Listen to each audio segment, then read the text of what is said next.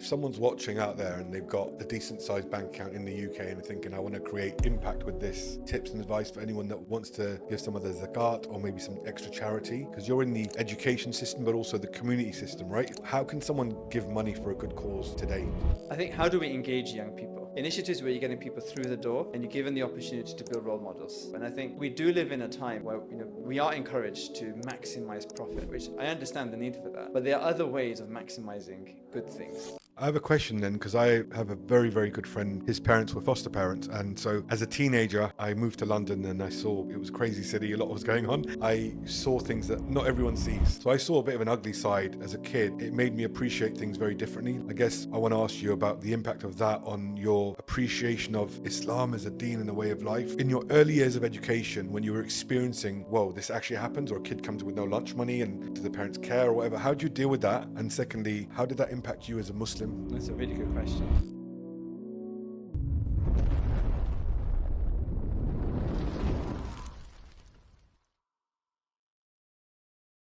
Hello, assalamu alaikum. Welcome to The Uncommon Force, a space where bold thinkers and quiet disruptors redefine success. Today we're going to dive into the story of my brother Ataullah. From growing up in the UK as a young Muslim navigating identity, belonging and ambition to making the courageous decision to move here to the UAE. Ataullah's journey is laid with resilience, conviction and purpose. His path has taken him from classrooms in the UK to leading one of the most respected schools in the UAE, the International School of Creative Sciences. But this isn't about titles and it's not about achievements. It's actually about what truly drives someone to dedicate their life to education. It's about the values and the impact and the vision to shape the future of learning through innovation, sustainability and leadership. Let's begin. Assalamu alaikum, my brother. So great to be with you, and you inspired me just by introducing this beautiful concepts. Thank you. Alhamdulillah. No, we always try and look at A, who we're getting on the show, and B, the value that you can add to even one person listening. And wallahi, whenever we've met you, I've walked away, and we've had numerous meetings, but I've walked away just feeling more confident about the ummah, mashallah. And that's a genuine thing, man. I don't say things lightly, So I believe that, brothers like yourself and so many other guys I'm meeting now in my world and my new community are the pillars for the next generation of people coming through as well. Inshallah, So absolutely. we'll dive straight in, Thank brother. you So if you much, want to, no problem. If you want to tell us about yourself, introduce yourself. And So I've been here in the UAE. It's my 10th year actually. So Mashallah. it's now home. It really does feel like home, and alhamdulillah, it's such a blessed opportunity to be here. And I think a long journey getting here. I've been in education now for nearly over 20 years. And really started my interest, well, we go right back actually to growing up. I grew up in a place called Birmingham. Birmingham. You don't have such a strong accent. I said, somehow I lost the accent. I don't know. I did, people often say that. But yeah, I grew up in Birmingham alhamdulillah, in a lovely family, a large family. I've got a background. My father's from India, my mom's from Africa. Grew up in any, stable, hardworking, working class family, and brought up with the right values about right and wrong. And pushed to do well in education. And one of the things that I always remember growing up, which, kind of something which drives me in a very anxious world today, is that actually our parents didn't know much about the curriculum. I mean, how much did your parents know about the UK national curriculum, right? Yeah. Nothing when they came. Right, of course they didn't. Yeah. But what they had was really high aspirations. Yeah. And despite their humble beginnings, and perhaps not even themselves going through, post-16 or formal higher education, they just knew what they wanted us to do. They wanted us to go to university. They wanted us to get a good job, be stable, set our families up, and perhaps that comes from the hardship of being economic migrants. But that's something that's always been with me, and it's something which carries through for me. And this education from a young age, because obviously there's brothers I connect with now that are in their teenage years as well. Some brothers that just took Shahada, he's 16 years old and trying to figure out life. What was that you mentioned about the importance of education then, and obviously the impact of parents, but what was the actual driver like to take it seriously? Because it's hard, even if your mum and dad say, study hard, get a good job or whatever else, it's still hard to actually make the decision and be sincere about your reading, education and learning. It is, absolutely. I think different generations have different drivers, right? And I think their generation was one of, we've come from wherever we've come from, quite difficult pasts, whether it's from villages, whether it's from, and the stories that we used to hear, for example, my mum in Africa, the hardships that they went through. As much as they loved life there, they had real economic hardships. And I think what they held on to in terms of having stability, having a strong family, getting through hardships, was their intention. I think now as we've gone through education, and we've got our own jobs, and we're living in very different circumstances, aren't we, compared to them? Our kind of stipulations why we want our children to do the same may be very different. It may not just be about economics. Now, actually, we want well-being to be there. We want peace to be the often things that they had. They were earning probably much less than we're earning. Yeah. But somehow they had a real sense of contentment that we tend to lack actually now. Yeah. So I think each generation brings with it different drivers. And I think for young people today, what do we want for them? We want them to have stability. We want them to have a good outlook on life, a rounded outlook on life. Because what we're finding is that people are extremely successful career-wise, but can't hold marriage together. You know, I mean, how many cases are we dealing with in our community around the world of divorces because of the smallest thing, yet the most expensive wedding? It's a deep, isn't it? So I think getting to defining what it is that we want them to have, this rounded picture of what it means to be a good person, to live a life worth living. It's much more than just economics now. For sure. The old saying, one generation plants a seed and the other gets a shade, right? That's what the parents did, right? Absolutely. They came and they took the sacrifice and left even some comfort back home. It's not like everyone was struggling back in their home countries. Absolutely. But they were like, actually, there's something bigger here that we could potentially do for our kids. And what a sacrifice. My dad was actually from an education background, but a time came when he'd had his sixth child and he was like, I'm not making enough as a lecturer at university, which is my dream. He loved to inspire and he liked teaching the older kids, right? That was his thing, university students. But he gave that up and ran a corner shop for the best part of 6 years, selling milk and bread. Sacrifice, right? Yeah, and he was in this little shop in the village in Neath where people would come in and swear at him saying, if you don't start selling alcohol by next week, we're going to burn your shop down. And he put up with that to say, do you know what, just buy milk and bread. I'm not selling alcohol, but he stayed to his deen. But the sacrifice that our parents made, you know. Absolutely.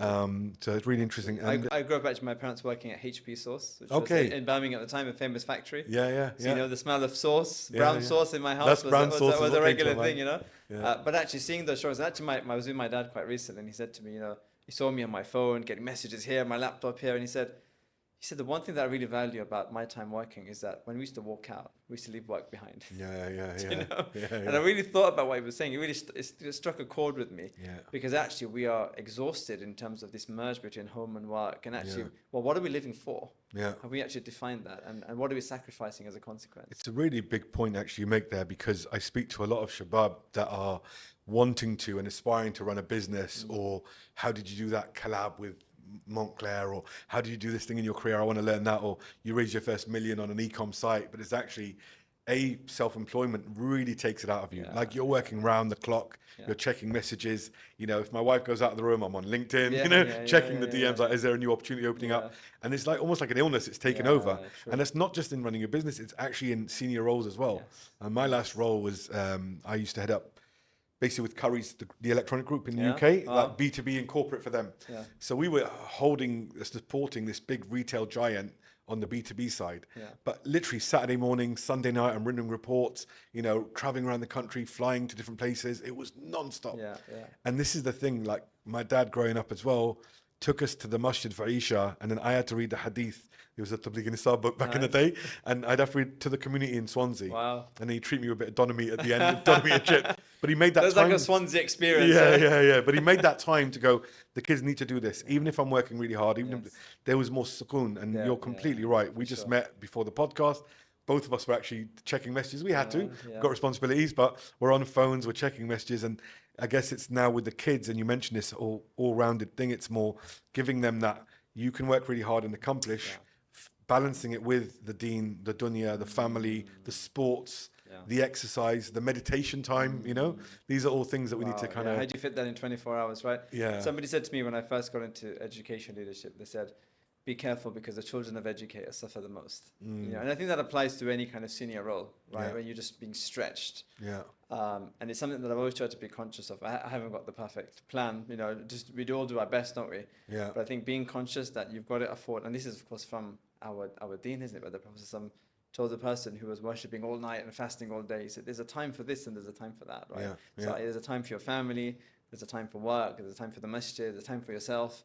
And I think that's actually probably, that small scenario we learned from that hadith is actually probably the biggest problem that we face today. It's apportioning our time to the things that have the rights upon us. So we'll go back in a Sorry, bit. I've lost my story. No, we'll go back in a bit. But I guess, so speaking of time and time management, how do you manage your day-to-day affairs at the moment with your responsibilities as a principal? I mean, I don't even know how many reports you have in your team. Tell us. But also, how do you manage that with getting home, giving kids time and weekends? Like, how do you manage general day-to-day life? So it's the biggest blessing and the biggest hardship being in education. So blessing wise, for pretty much my whole career, except when I was working in more strategic roles, I'm off when my kids are off. Yeah. And and I always try to reflect on how much of a blessing. But are you able to be off, or are you still busy? I mean, at least I'm physically off. Sometimes not always mentally off, and different priorities at different times. But by and large, I get the summer with my children. I get the bigger breaks more or less with my children. I do work throughout them, but I try to do those at particular times, so I have the day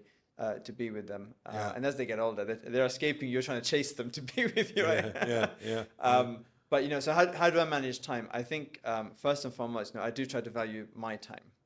So those mornings when anybody else is not awake, for me that time praying Fajr, and it may be only a short period before I have to rush out, but that means a lot for me to get that portion of the day right. Do you stay up at Fajr, or that before or after? Yeah, I stay up from Fajr. Okay. Because we have an early start, so I'm normally in school by just after 6 o'clock. Yeah. So Fajr at the moment, for example, somewhere between around 5:30 or so. Praying between 5 and 5:30, and then pretty much getting ready and leaving.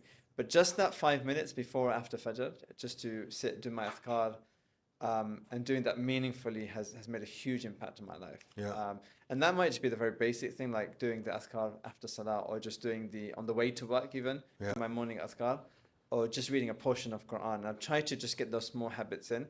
That really sets my day right. And when I do that, as I'm walking into work, and I learned this from Muhammad Farisi's book, The Barakah Effect, the focus on intention, which of course, again, is not something new in our faith, right? It's the very essence of our faith. But mastering that art of defining your intention for the day, I actually do as I'm walking into work and getting in the lift to my office. I'm now forming an intention. That's your daily. That's become my daily. And this is something that over the last 12 to 24 months, I've really tried to focus on this, and I can turn what would be a very stressful day, because in a school, just you have a plan. And there's a plan that hits you when you walk in. But it helps you deal with the resilience. But give me an example of something you do on a day, if you don't mind sharing. Just in terms of what. So I might have, for example, I need to work on my strategic plan for the next 5 years. That's something like a school principal will be doing. And then you realize that a bus has broken down today. So you come in with this thing. So I'm going to use the first half an hour of the day before anybody's here to get a little bit of my work done on this, because when the day starts, your door becomes like a revolving door, right? Firefighting. So you get a call, the bus is broken down. So, oh gosh, how many children are on there? When are we going to get a replacement? Do we get a communication out to parents to make sure that everything's okay? Is the GPS working so they can check? So you've got to get into the minutest of details. And you've now forgotten about that strategic thing, which if you don't get all these strategic things done, you have an inspection coming up in a few months' time, and they all need to be ready. So you're trying to chip away at things, but things are constantly firing at you, and I think that's one of the challenges in education, because you've got a strategic role, which is hugely strategic. You're trying to expand the business. You're trying to do the marketing. You're trying to get all the, the kind of make sure the health and safety is all okay, the protocols are all in place. But then you have things firing on the ground, and you have to be involved. You have to be involved with things. If you're not present on the ground, you lose credibility as a leader. Parents want to see you. They want to talk to you. They want to be able to escalate things to you. And managing that in a way which you don't lose your sanity, but also you're present with people is a real challenge. I think my cousin, when his kids were in school that you're in, they'd see you. My cousin Zara Osama with this. We see this guy, he's really nice, he's British. You're going to get on with him like a house on fire. Lovely guy. But so you created an impact with those parents and obviously all the parents there. So it's huge. And that's why I wonder, like, how do you manage so much? Because I have a lot on my plate, and I think, actually, you don't know what the other guy's got on his plate. And I've never run, I've run businesses and teams that have had 10, 20, 30, 40 people. But it's different because this involves kids. I think with kids, there's so much more in the way of considerations. It's different having an ops team, a sales team, a marketing team, and delivery drivers, right? Because firstly, often we're running a business, you've got a product that doesn't talk back at you, right? That doesn't have emotions. You're just selling a phone or something, right? But now what you're doing is you're trying to nurture a child. And that child, of course, is going to have its own response, whether it's to a particular teacher with a particular personality, whether it's to the curriculum. They've got their own home circumstances. There's different policies that are being launched from different directions. So all of those things come together, and it's not just where here you go, I'm going to sell you something, I want to convince you to buy it. No, it's all about responses. Yeah. And we've got nearly 2,000 children in our school, Yeah. which means, I don't know, 1,000 families or 900 families, something like that. Yeah. How do we engage with the needs of each one of those, with their demographics, with their needs and wants, and under a landscape of huge expectations? So it's definitely challenging, and I learn a lot every year. Yeah. As my role changes every year, as the school expands, and my role becomes more and more strategic. How do you do that most effectively? I'm really into productivity tools because my background is not a very traditional education background. I've taught, I've been a teacher, social scientist, I studied philosophy, as you teach sociology, philosophy, psychology, those kind of subjects. But I actually spent a lot of my career in strategic roles. So I used to work for the Association of Muslim Schools. I was with them for a number of years, and I was on their board after I left them for some time. But then worked in local authorities on many different projects, but a lot focused on early prevention, which is working in deprived communities and seeing how we can direct funding to accelerate progress of students in schools, making sure that children get fed, breakfast clubs, those kind of things. What interventions can we put in place from an evidence perspective, which will help them access schooling and accelerate in their learning? So this was more in Birmingham and in the UK? That was mainly in Leicester. Okay. In Birmingham, I was also involved in transforming education. So there was a partnership between the City Council there and Capita, and I used to work with them, and it was a huge transformation of education services in Birmingham. So that really helped me when I came back into schools. Yeah. As a senior leader, to start thinking from a project and strategic perspective, which I think has really helped me in my thinking. I have a question then, because I have a very, very good friend from London that I grew up with, and his parents were foster parents. And so as a teenager, I moved to London and I saw it was a crazy city, a lot was going on. But having that connection with that family in particular, I saw things that not everyone sees. And we had children that would come in and steal like my CD player because I was there, and they'd run off in the middle of the night. And we saw some real cases of people that had no backing, no support, parents that would, fighting drug addictions. They didn't have time to even know about their kids and where they were. So I saw a bit of an ugly side as a kid. It made me appreciate things very differently. Like if I was able to go and buy an Adidas hoodie, I felt so lucky because I'm like, that guy doesn't even have a wardrobe, You must have 101 stories and experiences. I guess I want to ask you about the impact of that on your appreciation of Islam as a deen and a way of life, because when you look at situations, even now what's going on around the world and the turmoil, you're going to look at the Islam, right, and the deen and what it teaches you. So I guess in your early years of education, when you were experiencing, whoa, this actually happens, or a kid comes with no lunch money, and do the parents care or whatever, how do you deal with that? And secondly, how did that impact you as a Muslim? That's a really good question. I think, growing up in Birmingham, you do see a variety of things. And so there's a lot of blessings I saw, perhaps later in life, reflecting on those blessings. But, we were from quite challenging communities where there was deprivation. And perhaps didn't have facilities or schools. I think about my school, I think it changed its name like 2 or 3 times while I was there. It was pretty bad state, But I think there was something in me which I was always inspired by faith. I wouldn't say I was always practicing. That came a bit later on, perhaps when I was at college. A bit of a life-changing moment, some epiphany that people go through, and I went through a similar thing.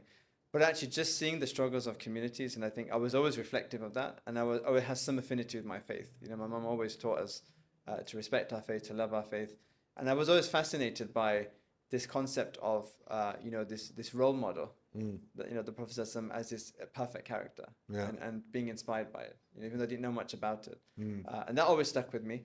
I loved reading hadith even from a young age. I still find them inspiring, even in English. Just picking up things. It's just just as a person who's good at language, quite good at English language. When I read it in English, I'm thinking this is fascinating. The language and the brevity of the words, but the depth of meaning. I just find it absolutely incredible to this day. So you'd pick up like a Sahih Muslim, Sahih Bukhari, literally to open it up and start reading, right? There was actually a sheikh, his name was Sheikh Yahya Ibrahim from Canada. And I used to listen to him as a teenager. Those days, there was a few websites, and he used to do Jummah Khutbah, and he used to be on there. And I used to love listening every Friday. I think on Saturday they used to publish it, and he had this wonderful Canadian accent, very articulate. And years later, when I was, I think perhaps after university, one of my friends was involved in bringing speakers over, and I said, "You got to bring them to my house." Yeah, Reshaping. And I brought him over. My wife cooked him some food.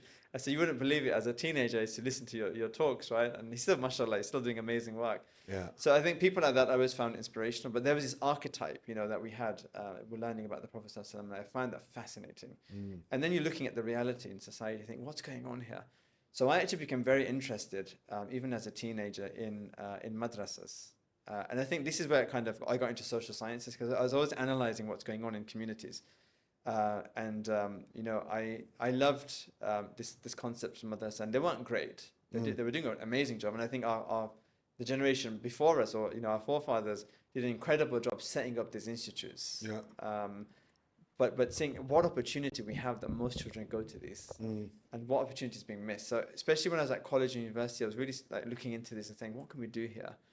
I set up a website called the Muslim Education Project, and nothing came of it, but it was just kind of playing around. I did a bit of a study. I went back. How old was that? How old were you then? I think I was probably at my first year at uni or something. Okay, yeah. I spent time in the madrasa. I asked my own teacher who was there, I said, "Can I come and just sit for a few days?" And I was in there. I was looking at the children. I was thinking, there's so much opportunity to just teach them about the reality of living. We grew up in Aston, which is like I know Aston Villa, yeah. I know. I prayed in the Aston Mosque, which is like a converted church. Oh, mashallah, okay, Yeah, we were just driving past. We went there. Amazing, So what a place! A typical place of deprivation, challenges, drugs, gangs, all that kind of stuff. I was thinking, why are we not using this facility, this opportunity that we have to meet every young person in this area, to teach themselves? So I really got into the madrasa. That's probably what got me into education. Yeah. So at uni, I did this project. Went on this. It was similar to, it's like a podcast. It was Walsall Radio at the time, and kind of sparked some interest. Eventually, I ended up running that madrasa, which was the masjid that I grew up in, and tried to take the opportunity and realized how hard it actually is to move things around. And that got me into strategic roles. I got into the council and involved in those kind of things. Okay. But yeah, I think it's just the whole story, the whole fabric of society, looking at it and thinking, why are our communities a mess? Yeah. Why are the streets dirty? Why are our children deprived? Why are they not achieving compared to even their Asian counterparts, for example? All these things kind of troubled me as questions growing up. At the same time, my parents pushing me, not realizing my own potential. I didn't think I was very good at anything, and alhamdulillah, Allah just paved a way, because our traditional path as Asians was the sciences, and I was okay at them, but I certainly wasn't inspired to go into that thing. So somehow I ended up studying philosophy. My mum used to say to me, "What are you going to do with this?" I was like, "I don't know." I'll figure it out. She said, "You're going to end up working at Burger King or something." She was really worried. Alhamdulillah, with their du'as, you end up in a good place. There's so much to unpack, by the way. We need a few hours of this. We need a few hours. I think of people that are uncommon, and that's the whole point of this. I've met so many people in my life that have got world championships, that have run global businesses, or given up something fi sabilillah for the sake of God, and been enriched in different ways. And there's so many points that you mentioned there where you weren't a typical Birmingham lad. And I know a lot of people from, I'm not generalizing, I grew up in London, and I met people from Harrow and East London and Hounslow, so I know there's challenging environments to grow up in. And when I came to London, and and I'm not bigging up myself at all, but I've been to school in Wales and in Cambridge, and I came and people were studying stuff that we studied 3 years ago. And it was like basic stuff that was taking weeks to learn, like Pythagoras theorem, just basic maths concepts, even algebra. And then I said to my dad, like, what's going on here? Like, the schools are a bit... But I realized it was the environment and people taking a choice that most people take rather than the uncommon choice. True, absolutely. Going and running a madrasa is not a small thing. My older brother took on, like, mashallah, he was the chairman of the Islamic Society when he was in Cambridge. And he got some amazing speakers through as well. And they'd stay in our house and sleep over. But he was uncommon because he gave up so much. Like, the temptation of women was real at university. He'd go home and ring my mum off the landline in those days, say, "Mum, I can't stay here anymore." That's why I ended up living with him when he was at uni. He became my guardian, because he's like, either get me married or get one of my brothers or sisters living with me. But making that decision helped him live his life in a certain kind of way. And actually, years later, in terms of analysing, looking at the bigger picture, looking at the smaller problems, they're different now than they were in Birmingham or in Leicester. But you're just transferring that skill on a higher level now, right? Absolutely. And I think they were different. I think we went through some transition perhaps in our childhood where we, as growing up, it was very much about you being brown and facing racism. And that was the narrative at the time. And when I started to study sociology later, I was doing my master's, I had a really good mentor who was an expert in the Irish troubles, Right. particularly in Birmingham. Right. And he was brilliant, absolutely brilliant. And he used to, now remember he said to me, he goes, he was the Irish, now it's the Asians, next is going to be the Chinese. He said, Yeah. this is just the way it goes, Yeah, you know, yeah, in terms yeah, of discrimination. And we're seeing again now, I mean, how many years later, what are we seeing in the UK now, unfortunately? This Yeah. disturbance around the far right, you know, troubling communities. Yeah. And demonizing people, right? So, Troubling and not representing those communities, right, right? exactly, Just making exactly. noise and bullying their way in. Absolutely. Yeah, And I hope we're not now as people who've been born and bred in the UK, not applying those stereotypes on people who've gone through difficulties and as migrants coming into the UK, right? Yeah. What are we doing to help them and support? And there's some amazing work going, particularly in the masajid now, around food banks. And it's just incredible what's going on now in terms of that community work that's happening. This episode is sponsored by Genius Suite AI. Genius Suite AI is a Valor Group company and a company that offers tailor-made AI solutions to help you stay on top of your business. We help you harness the power of technology to increase efficiency and free up your time from repetitive, mundane, day-to-day tasks. This could be in sales, marketing outreach, financial planning, or operational workflows. Our solutions are built in-house and custom-made to help your business needs. We can help you build CRMs, sales funnels, and outreach systems to scale your business and grow more effectively. Everything we do is end-to-end and bespoke, and that doesn't mean it comes at a big price tag. It just means that we care. You'll have a consultant that will dial on with your needs. In other words, managed AI services. And we ensure that you always have an account manager just a phone call away. Feel free to test this out. Get in touch with us today and discover how artificial intelligence can benefit your business today. Thank you very much for listening. Enjoy the rest of your show, and we send you love from Genius Suite AI. But you know, so he kind of really helped me understand this idea of the cycle of discrimination and what can we do. Let's kind of be. It's not about who it is. It's about how do we work as a community to help build young people to view life in a particular way. And even here in the UAE now, when I speak to young people, they grow up with certain prejudices from whatever community they come from. Everyone's got some form of xenophobia of the other. Yeah. You know, how do we break that down? You know, whether it's you perceiving a rich community or perceiving a poor community or a migrant community, let's just come to the table as human beings and it's okay. I was yesterday, in fact, I was on some refresher training for safeguarding. We have to do it. I thought you were going to say you were on another podcast. I was going to cancel this one, man. Yeah. So it was all done on Zoom, NSPCC safeguarding training that we have to do as leads in safeguarding in this course. And I was online with everyone from across the UK and listening to the stories that they're facing now in terms of the social challenges, now exasperated by the online challenges. I mean, literally, first of all, online is in social media? Social media and, you know, children's suicidal ideation, bed rotting, brain rotting. And, you know, I was sitting there, and one thing I said is that when do we start questioning the industries that are manipulating these young people? Because they're making our lives as educators hell. You know, and, you know, to hear the stories that people are facing, and I, you know, really give my credit to people from all different backgrounds. The amount of dedication they have to these young people is just incredible. The pastoral leads in the schools, you know, the deputy heads, the DSLs, they are just so dedicated on making sure these young people are safe. And it's hard. It's hard. They've got young people who are, you know, don't have food to eat. I heard yesterday that, you know, I can't remember, it was like over 1 million children, I can't remember the percentage or the number now, a large number of children are sleeping on beds. Sorry, sleeping on the floor. And now these stats are coming out that they don't have like even basic immunity. This is in the UK. In the UK. Yeah. And thinking, how are we declining? So in is 2025? Is this because of the system in terms of like the education system?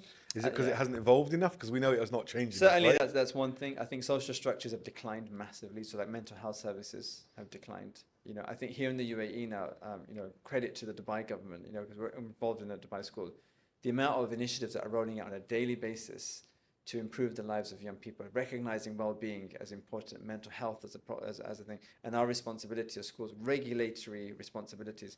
Unfortunately, what's happening in the UK is services just being stripped locally. And, you know, like CAMS, for example, the mental health service, you just can't even get onto it. You just can't get a referral anymore. And it really kind of, so you got challenges rising, services declining. I mean, what's going to happen to these young people? It's just not a fair starting point for young people. Well, I guess we don't want to go too deep into that because we haven't got all the solutions now, but what is a fix, I guess? I know it's a big question. What is the fix for this? What do you see as the fix over the next 10-year period? I think getting as many people as possible interested in voluntary services is really important. You know, and there's a fabric of that in the UK. huge. Unfortunately, it was declined with changes in funding and those kind of things. But for most communities, like I've lived in Leicester for nearly 10 years, in the UK for most of my life. I was in Birmingham for most of my life. If we didn't have community services like the masajid, community centres, those clubs that run on peanuts, because of people's voluntary contributions, if we don't have that, you will not reach the youth. If someone's watching out there and they've got a decent sized bank account in the UK and they're thinking, I want to create impact with this, where would I give this money that would help any communities? Have you got any tips and advice for anyone that wants to give some of the zakat or maybe some extra charity? In the UK currently, because you're in the education system, but also the community system, right? Education, community all ties in. How can someone give money for a good cause today? I think, how do we engage young people? Yeah. Right? How do we take that time? So I think any kind of education initiatives, whether it's, for example, it might be placed in the masjid, but it's like boxing. Or it might be Thai boxing or karate or something like that. Initiatives where you're getting people through the door and you're given the opportunity to build role models. Yeah. Anything like that. Yeah. I remember in the UK, I was paying £2.50 to send my child to karate. Yeah. Because it was just, and I can't remember his name for the life of me, but he was amazing. Two brothers, they were Olympic champions. They had silver medals in the Olympics in karate. Yeah. But they decided to scrap all of it and just build a community center. Yeah. And just earning nothing from it except the reward of helping people. And I think we do live in a time where we are encouraged to maximize profit, right? Which I understand the need for that, but there are other ways of maximizing good things. For sure. Giving our time for a good reason and not just feeling that I've earned something if it's a material gain. Yeah. Knowing that you've given to the community. Here in the UAE, people are doing so much voluntary work. There's so many great initiatives to register yourself as a volunteer with the organizations that are out there. There's a need for it, and there are channels to do it. Yeah. So it's just about getting out there and doing it. Yeah. Right. And I think also being a role model for young people to say, as parents, what do they see me do in my spare time? Do I add value to the community? Yeah. And I think getting them to see that is really important. Yeah. As we saw our parents do, right? And as I said, we're never going to get through everything. There's too much to unpack and talk about. But, even just what we just discussed there, and again, it's about impacting one person, this show. Yeah. If every episode impacts one person, Absolutely. we're winning, So it's like, if you're watching and listening and you've got a skill where you've got football skills or you're great at basketball or table tennis. My brother started wrestling in the Cambridge Mosque. Amazing. We used to wrestle. Wow. We had an extra part where the imam was like, go to that part of the mosque and wrestle. Brilliant. And they would spend hours. And I remember we do arm wrestling competitions as well in the mosque. It would bring us in. We'd have a laugh. Even if you've saved one child from 3 hours on TikTok. Yeah. I mean, what have you saved them from? Yeah. Because There was there's a nothing good on these things, unfortunately. There was a recent show on Netflix, and I very rarely get to switch on the TV, but I think someone told us that me and my wife sat down and watched a show called Adolescence. Yeah. So yeah, shout out to Ashley Waters, a cool guy, and Stephen Graham did some amazing job with that.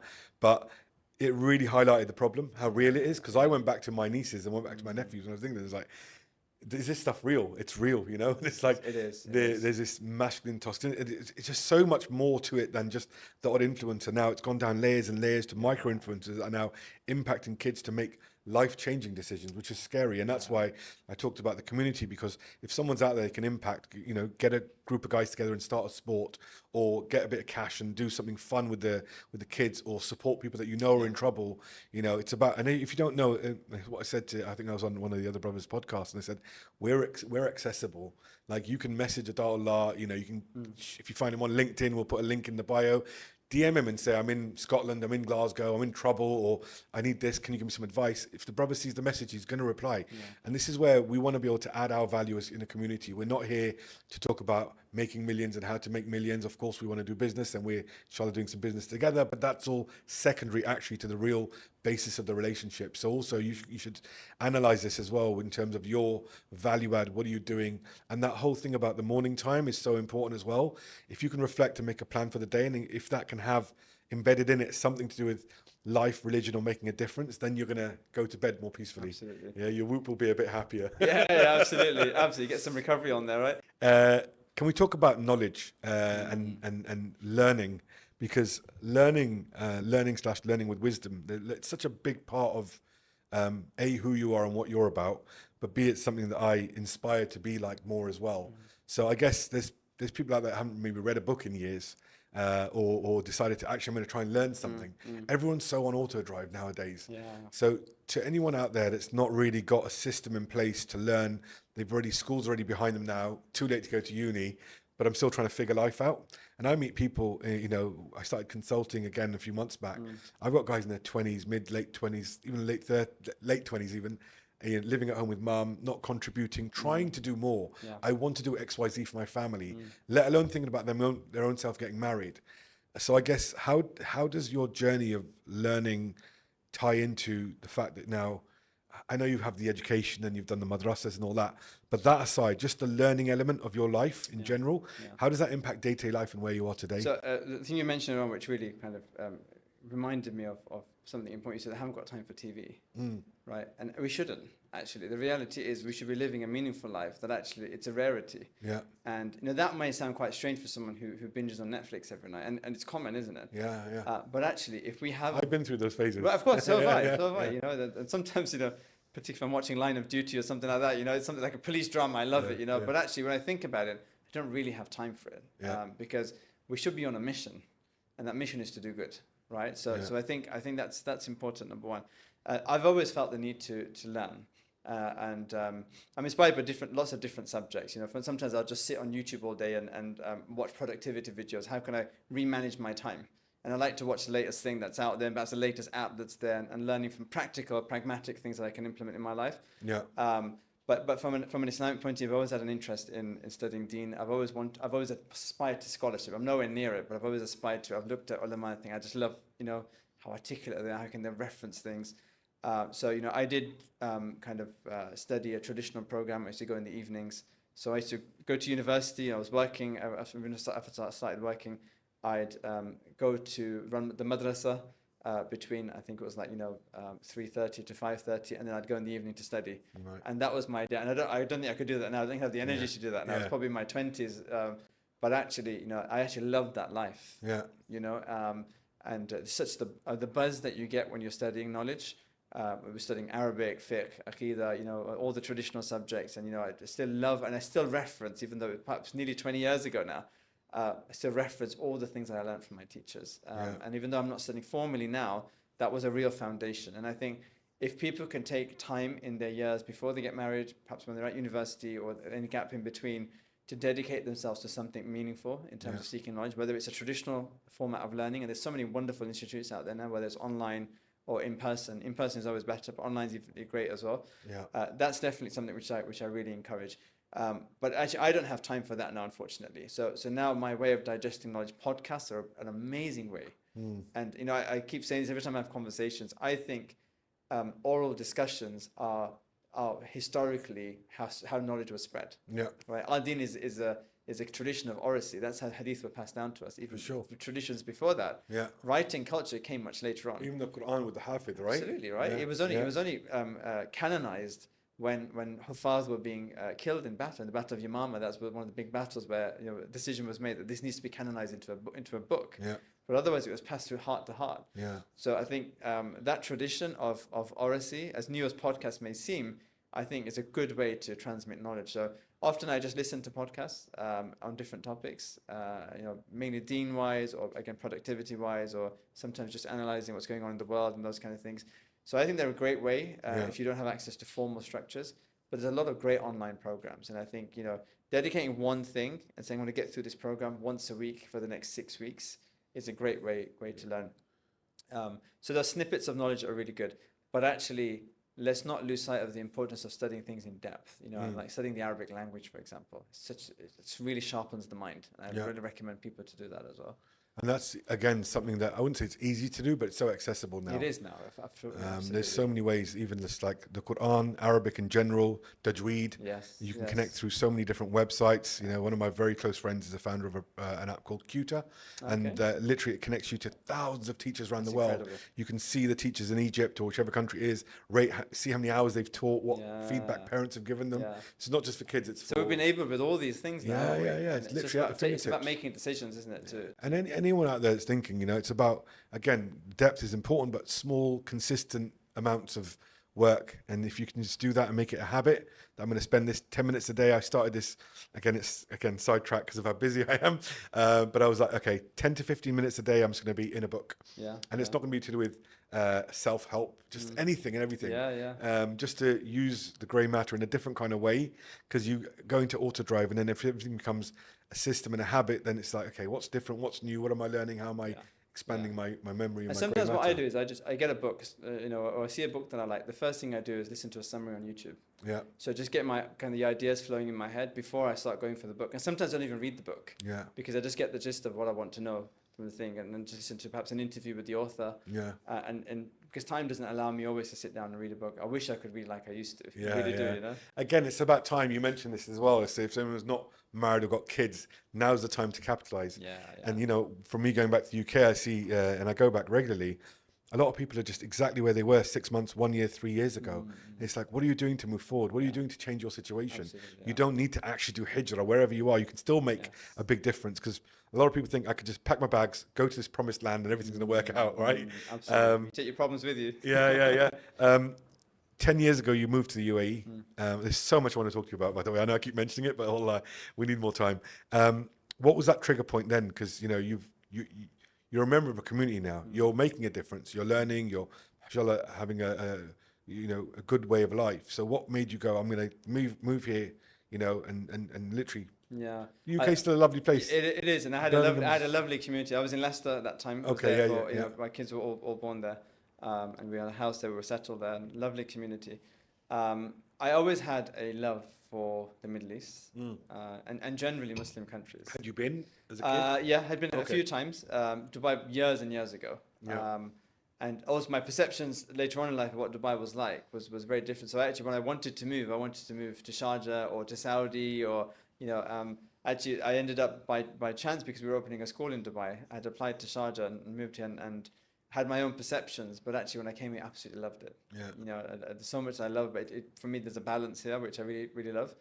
But in terms of the decisions why, so I always had a love for the Middle East and Muslim countries in general. I love to be surrounded by Muslims and the culture, trying to make that kind of second nature, where people are living it as part of their normal. And that has pros and cons, of course, because you can take it for granted as well. But the opportunity came. I was applying for a number of years, but wasn't having much luck. And then at the time I least expected, a knock came at the door and said, "We're opening a school. Your profile looks like it fits. Are you interested?" Was that through LinkedIn? It was through LinkedIn. Okay. It was through LinkedIn. I was headhunted on LinkedIn, and came as a shock. And said, "But the only thing is, we need you in the next 10 days." I was like, "Whoa!" We had 4 kids under 7. Wow. Young family. And I said to my wife, "What do you think?" And she's like, "Okay." So it was a panicked 10 days of packing our lives up. But we had to make the decision. It was now or never. And subhanAllah, how things open. And I always love, there's a hadith, a person who makes istighfar habitual, Allah will open up for you, every challenge that you face, and but also وَرَزَقَهُ مِنْ حَيْثُ لَا يَحْتَسِبْ, that He'll provide for you from places you just can't conceive, you can't account for. And I've always found that in every opportunity that's come my way, I may be trying one thing, but something comes from a different avenue, and I just find that it always keeps me grateful and aware that I'm not in control. So it just happened. SubhanAllah, it just happened. We came here, we settled. There were challenges, but there was something drive that always wanted us to keep us here, to raise our family here. I think having children at that point, to make a decision about where I want them to grow up, and looking at the challenges in the UK, and I think many parents are doing such an incredible job raising their children in such difficult environments. They're doing incredible, and that inspires me. I don't know if I could do what they could do. I may not be as better a parent as I am an educator. So that fear for me made me want to bring my children up in a bit more of a bubble. And partly that's being in Dubai, partly that's being in my school.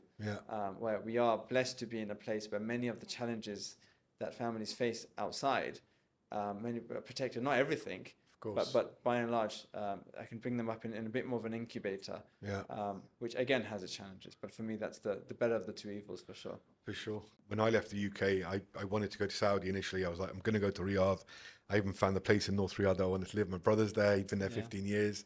I had Iqama for 8 years. Yeah. So I was in and out of KFUPM and Jami Malik Faisal. So that was in Khubar and Dammam. Yeah. As a kid, even as a teenager. So I was always in Saudi, and I'd drive to Mecca, Medina myself. I had Iqama. It was an amazing time of life. So I was always like, Saudi's the spot. Yeah. And then certain things just opened up in a certain kind of way.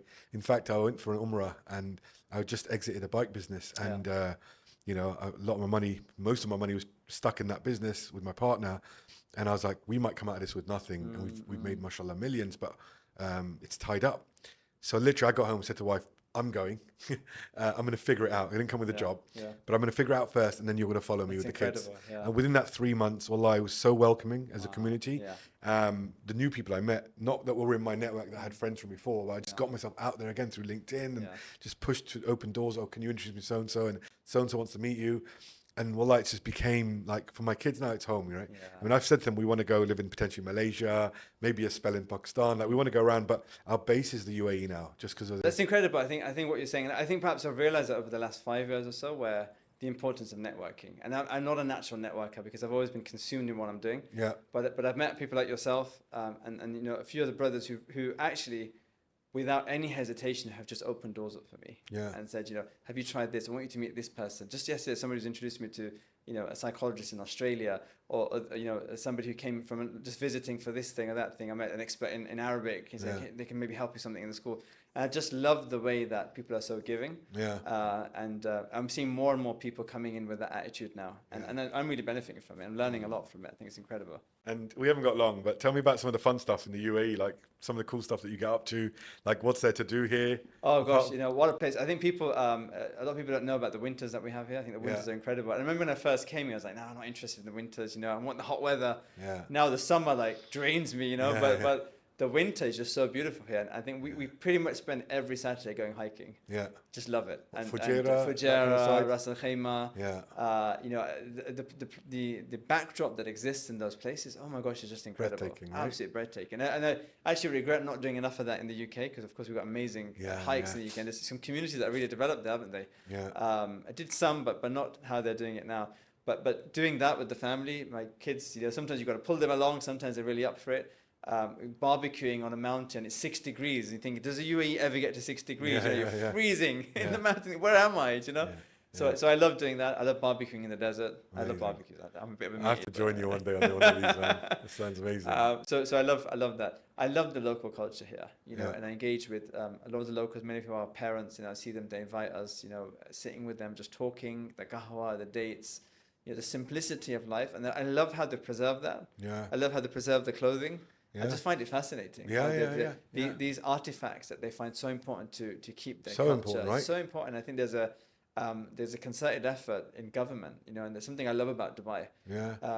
As fast-paced as development is happening here, there's a real, it's particularly in education, you know, the policy, you can see there's this thing about preserving culture. You know, like for example, just in the last few weeks, this launch around preserving Arabic in the early years in schools. Schools now must teach 1/3 of the curriculum must be in Arabic. I think that's incredible. What a statement to say, to preserve this language. And more's coming in that direction. So I think that's when I was talking about, I wasn't expecting to be in Dubai. When I came here, I just love how fast-paced the digital transformation is. You know, I can renew my car on my phone. I can renew my visa sitting in my bedroom, you know. These kind of things about getting life to be more convenient in the fast-paced world that we're in, I think is incredible. I think the reforms around education, I think Her Excellency Aisha Miran, amazing strategist in education now. I'm seeing the landscape just fastly moving in Dubai. It's amazing to be part of it. I've been involved in some initiatives. Moving at hundreds of miles an hour, It really right? is. But as fast as we talk about progress, and I think technology often takes us in a direction of efficiency at any cost, I think there's this preservation of values, which I really find to be a sacred thing, which they hold. I think the Emirati community holds it very dear to their hearts. And I think that's something which I really value here. I mean, literally just before this meeting, I had a meeting with the CEO of a huge tourist destination. He's run one of the biggest land contracts for the government. And, you know, he's run teams of thousands, actually. But he came in Iskandura. It was such a simple meeting. We had a coffee. It was so lovely. And it was two human beings connecting. It wasn't like, I'm this huge business guy and you're going to be building this app for us. And that's it. It was more, let's be friends. And it was like half an hour of friendship conversation. And then we got in.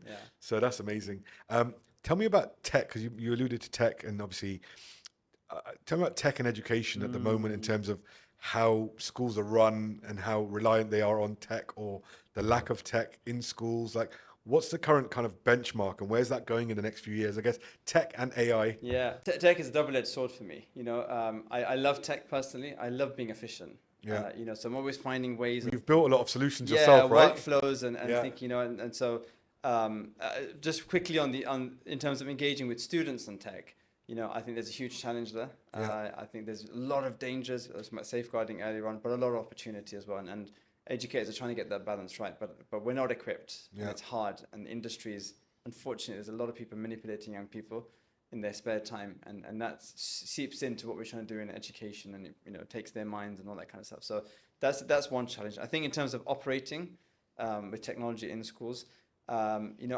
got a lot of friends involved in working in, say, for banks, like in transformation roles or in airlines and that kind of thing. And I involved in project management. When I speak with them and think some of the great things they're doing around making their organizations efficient, I think we lack that in education. We really do. I kind of knew where you were going with it. Yeah. And it really frustrates me. Yeah. Because I think, first of all, structures in schools, we're now almost like corporations, right? So we've got schools with 400 or 500 members of staff. Yeah. You've got to run it like a tight ship, but they're not structured around the same philosophies that businesses do to be efficient, to get the right technology and to have workflows on that kind of stuff. We're doing the same archaic things. We've got to have a policy on a paper, and I've got to write an action plan on a paper, and I've got to print it in this folder, and it's just so backwards, right? Yeah. So we don't have technology gurus who are helping us say, how can I get my trips workflow to run so that everything is safe and running, it's reaching the right person, it's triggering the right things in finance and all those kind of things. So as a principal, if you don't have those things in place, because you're not just leading on education, you're running an organization. For sure.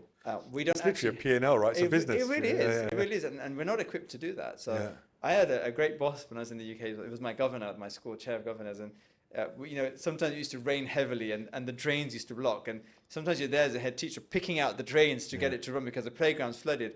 And you say to me, they don't teach you that in your head teacher's course, do they? He always make a joke with me. And the one thing we're not taught is how to run an organization efficiently. Yeah. So it is one of my side things, hustles, to think, how can we get this right? And actually what I would love to have is a product, which is something we're talking about, aren't we? How can we create a product, like a Monday.com type thing, which helps a school principal and school leadership team get the school on autopilot for all the things that business as usual, so that you can be an efficient educator. Because often we start as an educator and we get drawn into all the admin. And I think that we lose ourselves in that. Yeah, I think that's really important. And obviously anyone listening to that, connect with Ataullah, connect with myself on LinkedIn and just watch this space for now, because we are working on some amazing things. But I think what we really want to do here is it's not about making millions, it's about creating impact. And that's really the value here, because we could open up a Karak tea shop and make a load of money, right? We can open up a laundrette and just cash in some cash. But try that, definitely. It's we should try that. But this project, inshallah, is something that we hope will impact the system. And then, in a phased approach, we can then look at the curriculum and where things are missing and how we can actually add more value to the system of education. I come from a background where, my dad was an educator, but pushed me to make sure I got a bachelor's, a master's, etc. But now it's like, okay, how can I add value to my next generation and your next generation and the people out there listening as well? So that's amazing. So Ataullah, I know we've got, again, more conversation to have down the line, but just before we wrap up, you and I were discussing recently something about, obviously, when we talk of education, we talk about the system, the curriculum, the lack of the evolution in terms of keeping up, and sometimes even the storyline to what we're teaching kids. One of my personal triggers was actually the system in the UK that I started to have some disagreements with for my young children. And I was like, I'm getting out of here, right? It's one of my big triggers. What in that space, what are you currently doing, I guess, is the question for you? Or are you taking anything on as a challenge? I kind of know the answer already, but I guess in more detail, if you can give us like a 2-minute. Yeah, sure. I recently attended a workshop with Muhammad Faris, a big inspiration for me, the Baraka Effect. He did a workshop on writing books using AI. Yeah. So it's a brilliant workshop, and something I was toying with. Is it something which works? Is it good? How do we use AI? And he kind of gave some guidance about how to do that with integrity. And I think there is a good market. There's a good number of books there on Islamic values and the kind of values we want to teach our children. There's lots of books that are the opposite. Yeah. And often libraries are being filled with this stuff.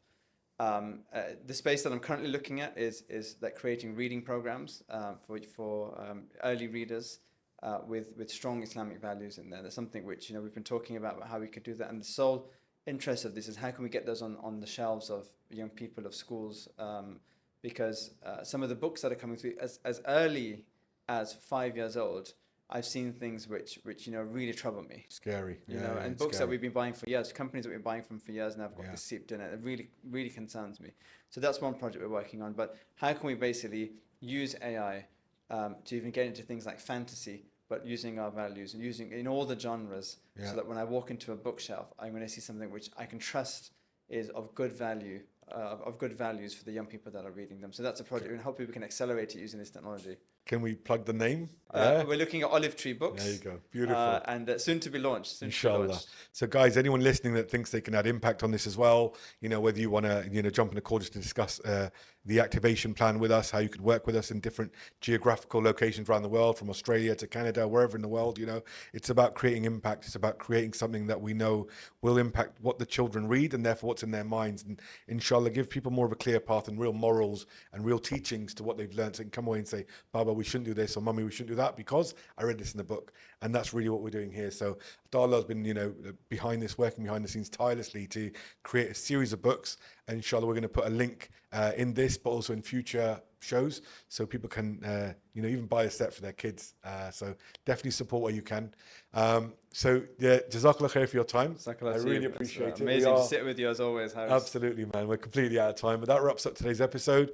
Alhamdulillah, talking about Ataullah subhanAllah with his unique and uncommon force that led him to become a leader in education, to teach, inspire and lead, and now create real purpose with the new projects that are coming on, you know, taking on tech, taking on innovation, even with books. It shows that, you know, there's no end to the journey actually. And I was telling Ataullah before we started recording that my father, even near 80, is still constantly reading and constantly learning. And he's running a soup kitchen in Woking now, but he's still using that to teach, you know, when he meets the people. So Jazakallah khair for your time. If this conversation resonated with any of you, you know, subscribe to the show, share the episode, and keep trying to do things that aren't common. Try and do something that everyone else is not doing, and you'll see the results, inshallah. Thank you so much. Jazakallah khair. Jazakallah khair to you. Thank you so much. Assalamu alaikum. Assalamu alaikum.